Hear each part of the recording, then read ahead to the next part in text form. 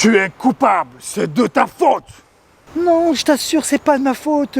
À chaque fois que j'essaye, j'y arrive pas. C'est pas de ma faute parce que on m'invite toujours. Il y a ou un mariage, ou un anniversaire, ou pour le boulot, je suis obligé de manger au restaurant. Tu comprends? C'est vraiment pas de ma faute. Si ce serait de moi, j'irais pas. Mensonge, tu es responsable de tout ce que tu fais. Eh bien, à toi d'assumer les conséquences maintenant de la prise de ton poids. Et si tu ne seras pas affûté pour cet été, tu t'en prendras qu'à toi-même. Et les Warriors, j'espère que vous avez la forme. Bon, j'espère que vous avez compris dans ma petite introduction, vous êtes coupable. Pourquoi vous êtes coupable? Parce que vous êtes responsable de tout ce qui vous arrive directement. Bien sûr, si vous roulez en voiture et quelqu'un grille à feu rouge, vous ne serez pas responsable. On ne parle pas de ce genre d'événement. On parle juste des actions que vous faites au quotidien. Et bien, à un moment donné, si vous avez échoué, eh bien, il y a de fortes chances que ça soit uniquement de votre faute. Alors, dans cette vidéo, je vais partager avec vous eh bien, quelques astuces, quelques techniques pour justement vous aider à vous sortir de ces excuses, vous aider justement à passer à l'action, à créer et à libérer la détermination en vous pour réussir. Donc restez avec moi, c'est parti, c'est maintenant!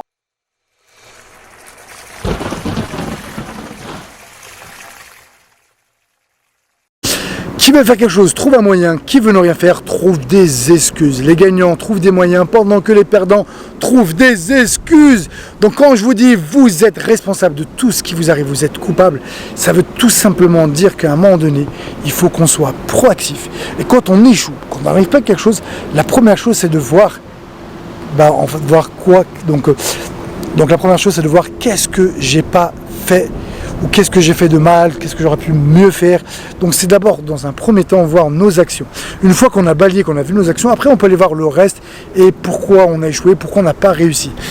Mais si à chaque fois qu'on échoue, qu'on n'arrive pas et qu'on trouve des excuses, que c'est pas notre faute et qu'on devienne donc des pro-passifs, eh bien, comme disait Albert Einstein, la folie c'est de toujours répéter la même chose en espérant des résultats différents.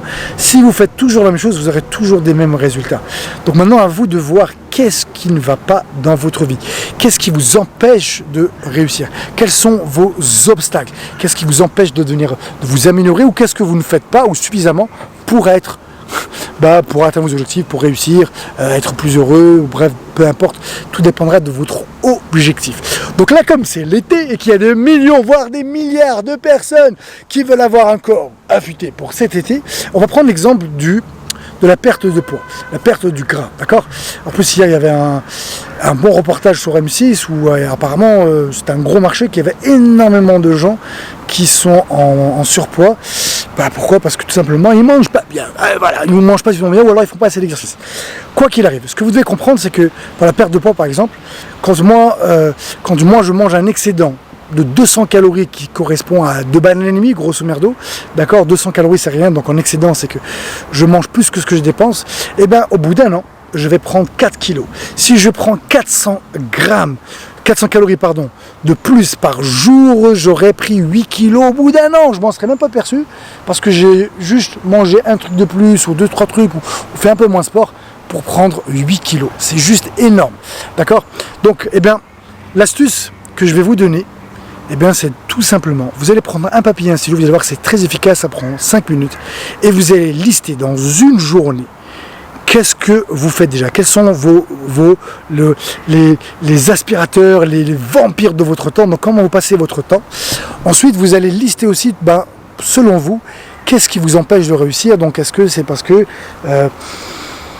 en vrai, si on prend l'exemple du poids, c'est à chaque fois que je suis stressé, nerveux, quand je regarde la télévision, quand je m'ennuie, j'ai tendance à me lâcher prise, parce que je manque d'organisation.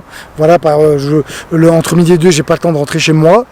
Pas forcément, je me suis pas organisé, donc je vais acheter un petit sandwich, de la malbouffe, qui forcément va jouer sur mon poids. Alors que si je me serais organisé en amont, c'est-à-dire la veille, chez moi, le soir, j'aurais préparé un repas équilibré, je le pose, ça aurait été simple, voilà. Donc, bref, essayez de voir en fait vous dans une journée quels sont selon vous vos points faibles. Vous allez voir que souvent ils reviennent. Est-ce que vous vous couchez trop tard, vous levez trop tard, vous manquez d'énergie, ce qui fait que vous n'avez pas de motivation. Comme on l'a déjà dit dans d'autres vidéos, notre motivation, elle est directement liée à notre énergie. Pas d'énergie, pas de motivation, je cherche même pas. Donc voilà, est-ce que vous manquez de détermination? Est-ce que vous manquez de confiance en vous? Est-ce que c'est parce que quand il y a une difficulté, vous avez tendance à lâcher, à vite vous lasser? Bref, essayez de lister tous vos points d'amélioration, vos obstacles, qu'est-ce qui vous empêche de réussir sur une feuille. Et comme ça, vous allez déjà faire un petit bilan. Et quand vous aurez fait un petit bilan sur vous, vous saurez exactement comment vous y prendre. En tout cas, vous aurez une bonne piste pour vous améliorer. Mais ce que je veux que vous compreniez, ce qui est vraiment que vous devez rentrer dans votre tête, c'est que vous êtes responsable de tout ce qui vous arrive. Et comme je l'ai dit, ce que vous faisiez hier détermine ce que vous êtes aujourd'hui. Et ce que vous faites aujourd'hui déterminera ce que vous serez demain.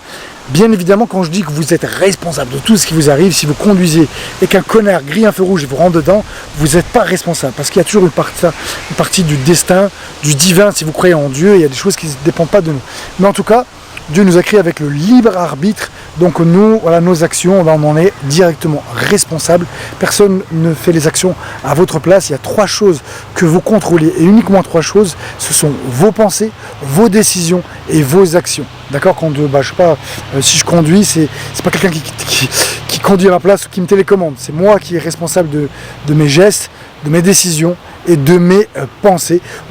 Donc voilà, j'espère que ça vous a plu. Dites-moi dans les commentaires s'il y a d'autres sujets que vous aimeriez que j'aborde. En tout cas, comme je vous l'ai dit, à partir de cette semaine, je vous posterai une vidéo par semaine. En tout cas, j'essaierai de faire le maximum pour ça. Et voilà, vous êtes responsable de tout ce qui vous arrive. À vous de lister maintenant vos points faibles pour les améliorer et arrêter. Stop aux excuses. Et bien maintenant, je vous dis à vous de jouer.